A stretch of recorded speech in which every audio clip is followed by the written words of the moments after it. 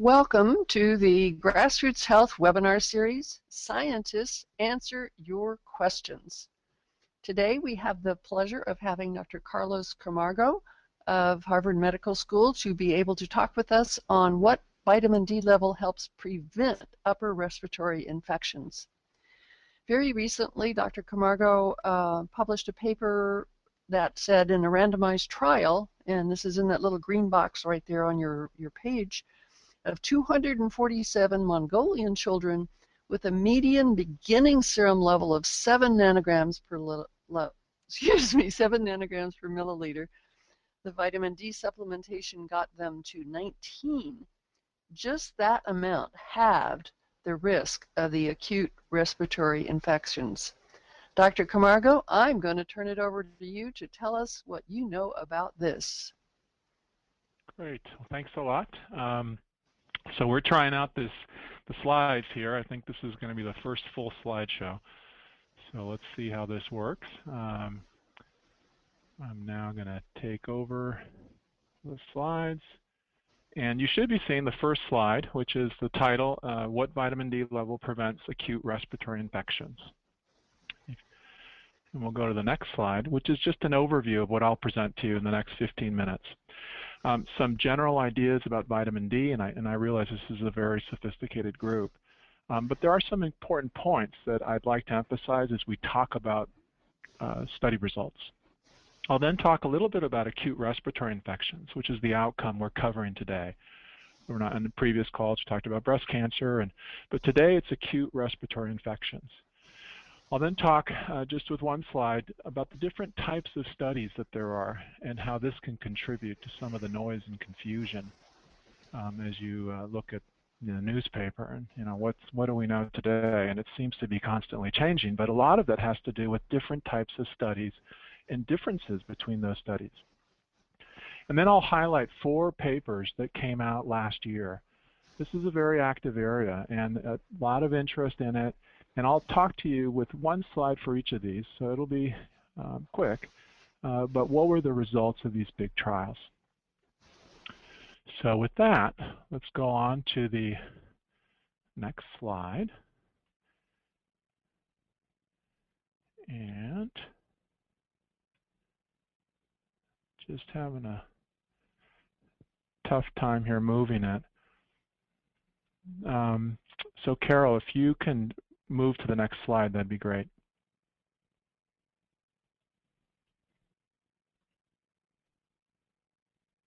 All right, so the first thing about vitamin D, which is critically important, is that there are 2 different ways to talk about the levels of 25-hydroxy-D in the blood.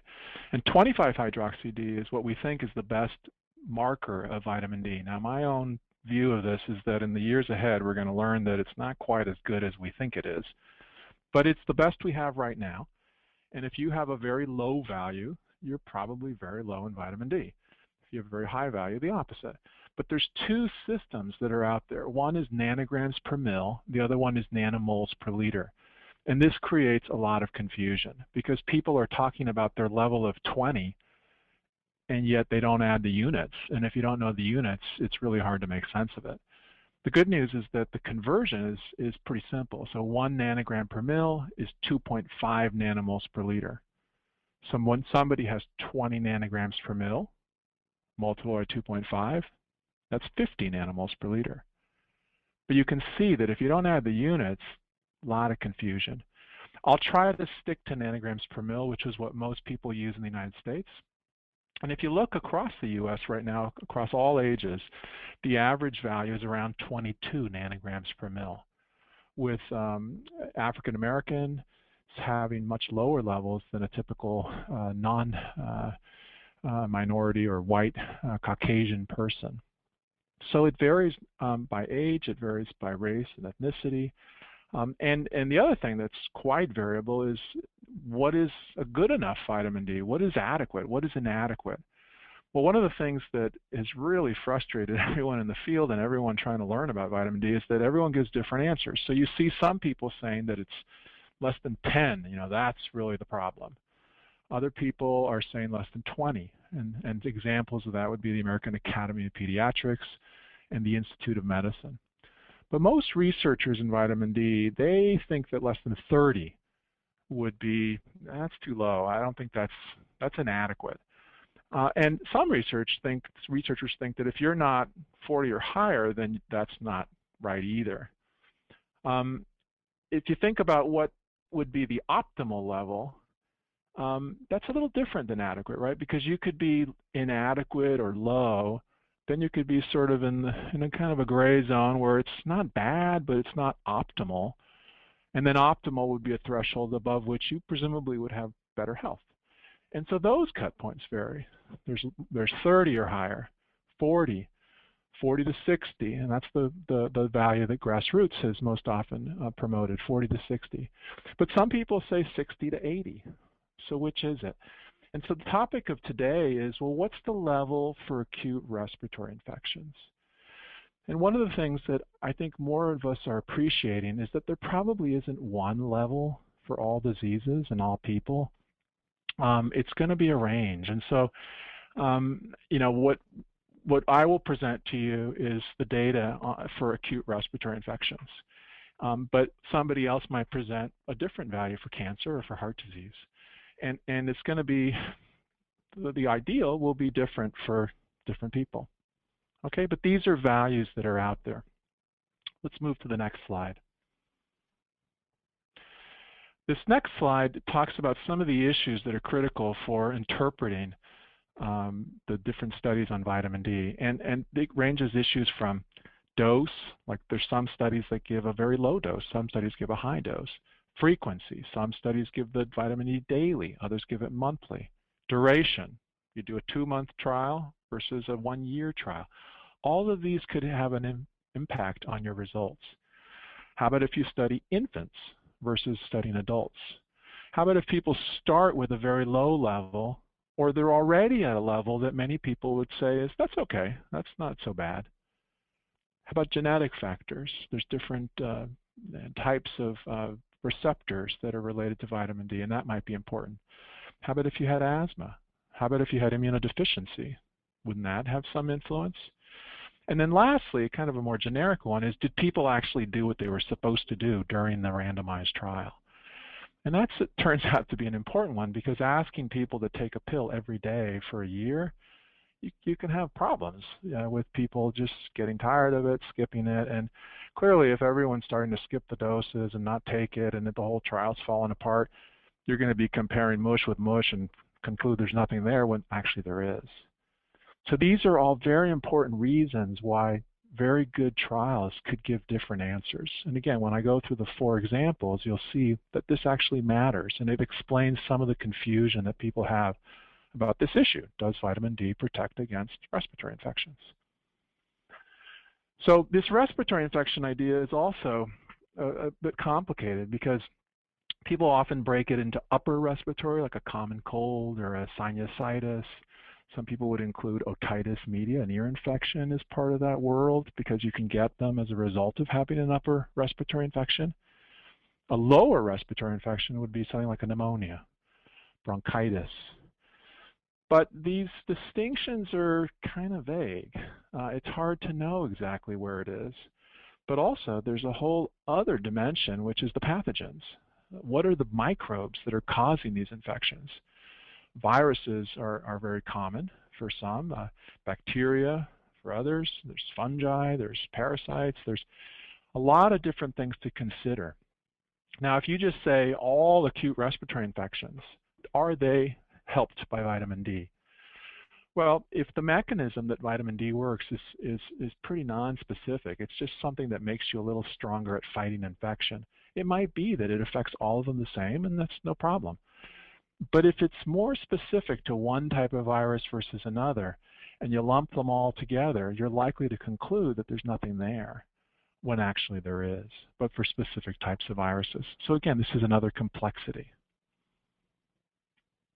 We'll go to the next slide.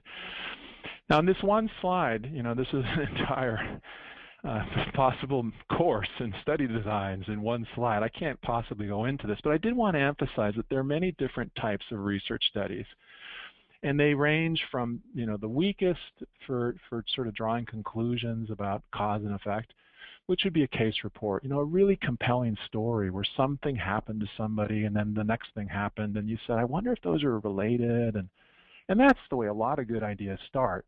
And so you get a few of those cases, and that's called a case series. And then you start to study in a systematic way, but you're still just watching. And these are the observational studies, like a cross-sectional study, like sometimes called a survey. And there's other designs. But at the bottom of this list, and probably the strongest way to say, I think that when I do this, that happens, is a randomized control trial.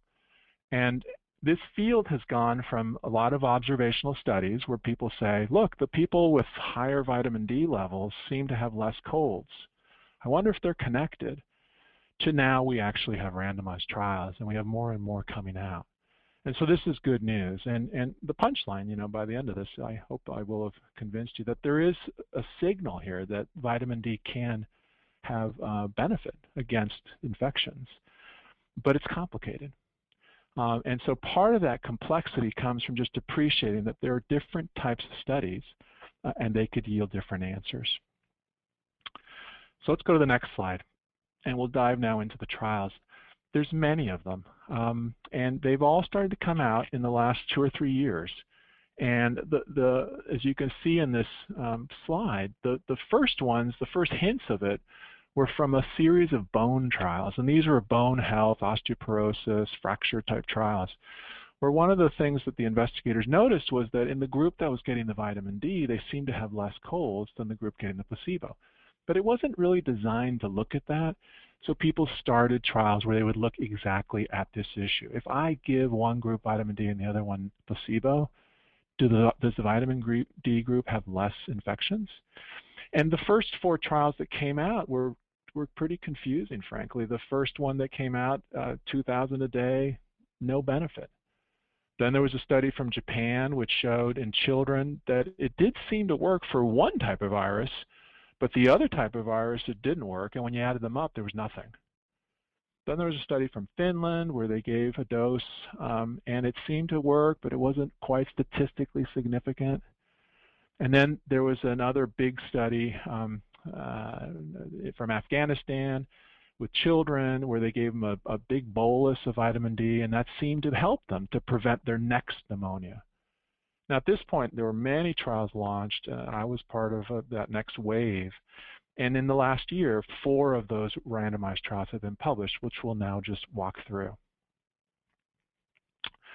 So the first trial was a follow-up by those folks in Afghanistan with the infants, and their previous study had 200 kids. Now this one had 3,000.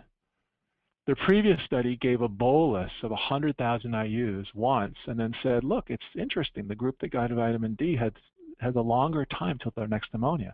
But here what they did was they gave them 100,000 every 3 months for 18 months.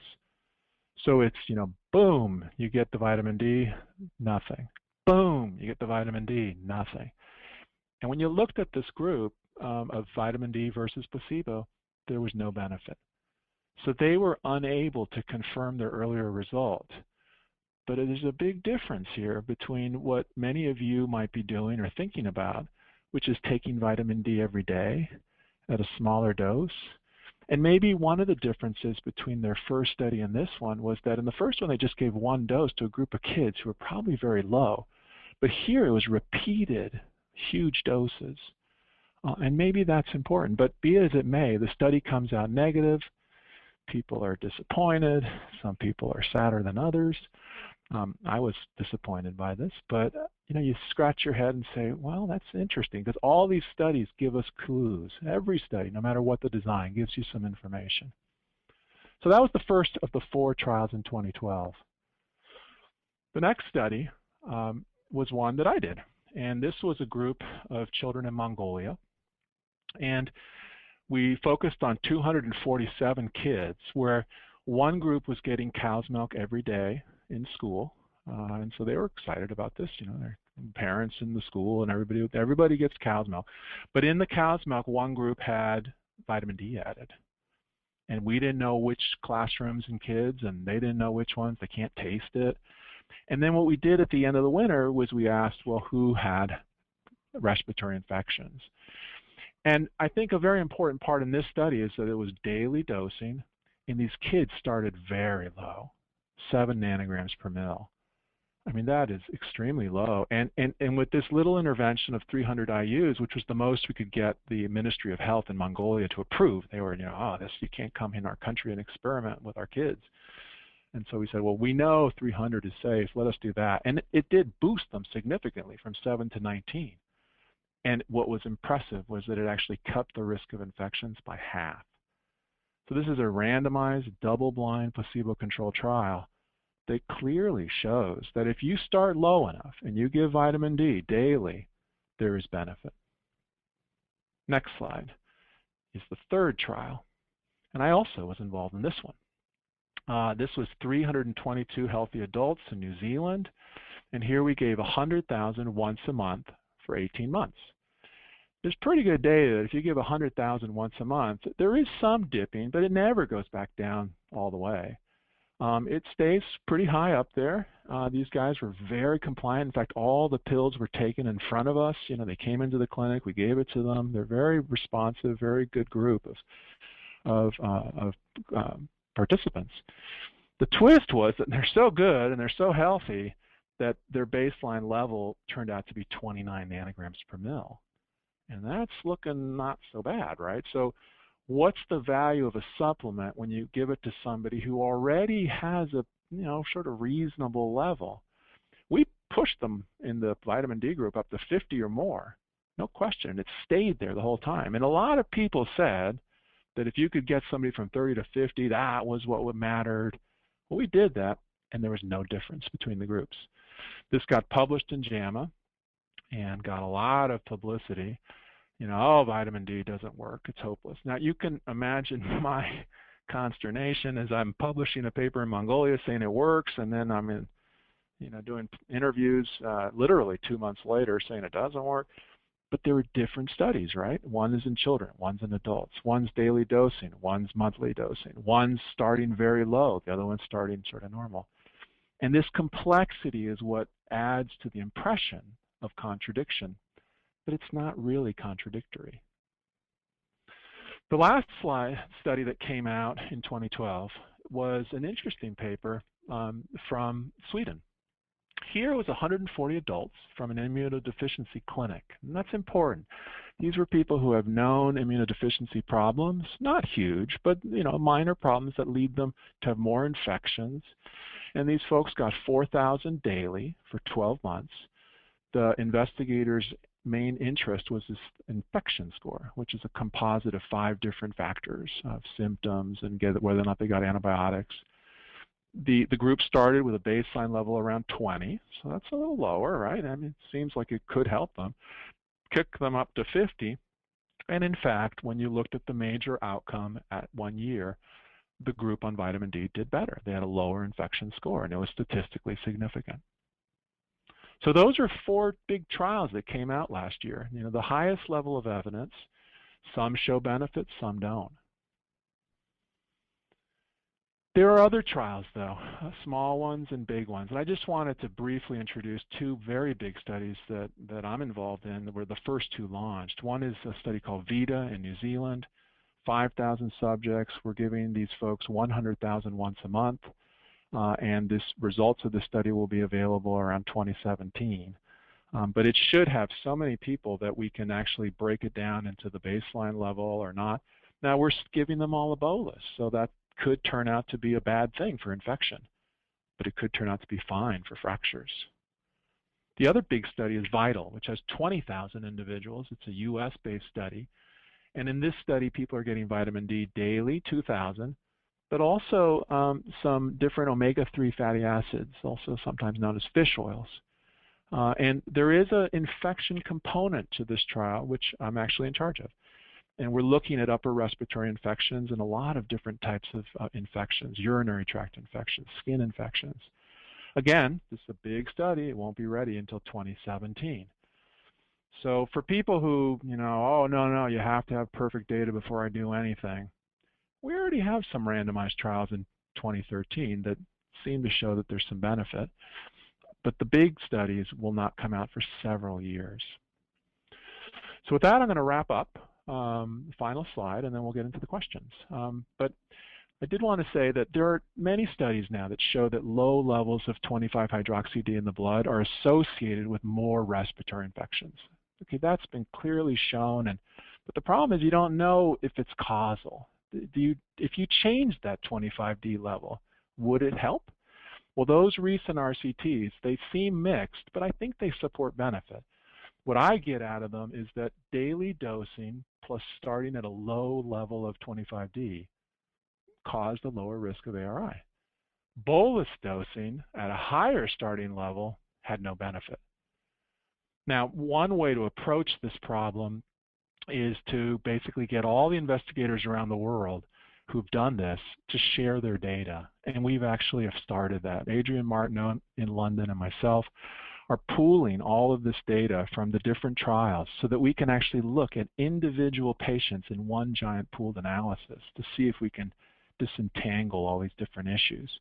And we should have that result ready next year. We have the large RCTs underway. But in the meantime, what's the best 25D to have to prevent an upper respiratory infection? My best guess, I would aim for the sort of 30 to 35 range. I'm always shooting a little bit higher because it's safe and you're less likely to dip below. And so I would say 35-ish. But for overall health, my aim would be at a 40. Again, 35 to 40, I'd probably be in the sweet spot without, in my opinion, significant benefits from going much higher than that. So with that, I'll stop.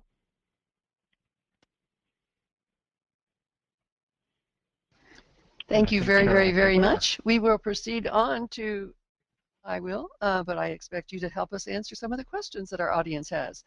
I want to proceed here to answer one quick question we always get a lot of, and then we'll hand it to Dr. Camargo. We always get asked the question, how much vitamin D should I take, no matter what? And we have put together a table based on results from a study that we're doing with currently about 5,000 different participants that shows it really depends based on your starting level, which you see in that column there, which goes 10, 15, 20, to what you want your serum level to be. If you want your serum level to be about 50 nanograms per milliliter, and your starting level is about 20, which is what Dr. Camargo said our kind of average level in the US is, you would need to try, and I say try very purposefully, about 4,000 international units a day. These data are based on an average weight of about 150 pounds. So if you weigh a lot more, it's going to take more. If you weigh a lot less, a little bit less. The why of the testing is because we really can't tell what our serum level is without testing. And we gave an example here of just at the 4,000 international units a day, the range of responses was all the way from having a serum level of 20 nanograms per milliliter up to a little over 120, all at the same dose. And that really depends upon so many biological things per individual that at this point in time, we can't say, what should you take? So both of those charts are available on grassrootshealth.net, and you can download those and take a better look at them. Now let's go to some of the very specific questions that you ask of Dr. Camargo. I'm going to read them out, and then he will answer them for us. What is the level of evidence that vitamin D status can help prevent upper respiratory infections? Is this a benefit of vitamin D that health professionals should promote to their clients? Yeah, and so as we discussed in the talk, there are many observational studies, but now there's also some randomized trials. And I think yes, I think this is a benefit, but you need to understand that it's a benefit when given frequently to people with low levels. If you already have a level of 40 to 50, I don't expect you're going to get any benefit for upper respiratory infections. So it's critical to understand that background to make sense of the different randomized trials. I think one of the things, Dr. Camargo, that is coming out with many of the studies now, which we also mentioned, which is different diseases seem to take different levels of vitamin D to help with them. I agree. Number 2, you mentioned in your study with the Mongolian children that the association between vitamin D status and the acute respiratory infection risk is causal among school-age children with very low vitamin D levels. Does this mean that severe vitamin D deficiency is a direct cause of an increased number of URIs in children? Please clarify. Yeah, I think, well, cause is a big topic. Because, what causes something else? It sounds like a simple question, but you can take an entire grad school course on this. But I would say, to have an infection, you have to have a pathogen, you have to have a microbe. But some of these are everywhere. Common cold is going around all the time. And I would say that if you had that exposure to a pathogen and your level was very low, then I do think it is a cause. And it's, more importantly, a fixable cause. Because you're not going to remove all the viruses floating around in your school and work, but you could make your immune system a little stronger to fight them off. And that's what I think happens with the vitamin D supplement. Thank you. And then I think you already answered this one, but what's the recommended serum level for helping prevent upper respiratory infections? I think it's going to be at least 30 nanograms per mil, or 75 nanomoles. And so I would shoot for a little bit above that to get the benefit. Number 4, are children different than adults with respect to their vitamin D requirements, their serum levels? Yeah, and children are complicated, right? And some parents would agree with that statement more than others. But I think, think about an infant, coming into the world with an immune system it's very immature. Some of the antibodies they're getting from their mom, from breastfeeding, from giving it to the child as they were born. That's very different from a 10-year-old or a 40-year-old. And so if the effect of vitamin D is a very non-specific way of boosting the immune system, it's primitive, but it helps with all kinds of different infections, you would anticipate that vitamin D would be more valuable for an infant than an adult. But I think as you get older, I suspect that the levels are going to be the same where you see benefit, but I do think there's probably a little extra value in the infants as they're entering the world and infections. Thank you. Number 5, I'm prone to chronic bronchitis and have had pneumonia several times. Can vitamin D supplementation improve the possibility of not getting these infections and or getting rid of them faster if they do develop?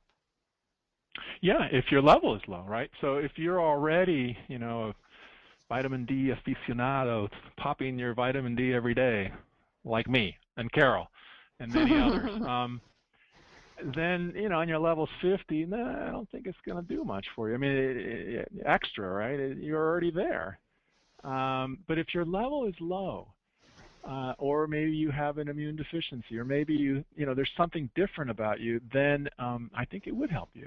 So if you're in the 10 range, yeah, definitely. If you're in the 20 to 30 range, a little. It may be hard for me to show it with research, but I suspect you'll get the value. If you're already 40, I don't think it'll help. All right. And number 6, can vitamin D help the body to repair chronic obstructive pulmonary disease? Well, it won't undo the damage that's already done, but one of the stories of COPD and chronic bronchitis is recurrent infections. And there's some evidence that those recurrent infections are what lead COPD to get worse. So if you have, again, a low level and you take vitamin D and you start cutting down the number of repeat infections, that will slow down the damage that we call COPD. And this is something that people are studying. Thank you, Dr. Camargo. We are going to proceed to close right now because we are right at the end of our time, but we will be recording some supplemental questions after this for those of you that want to log on later.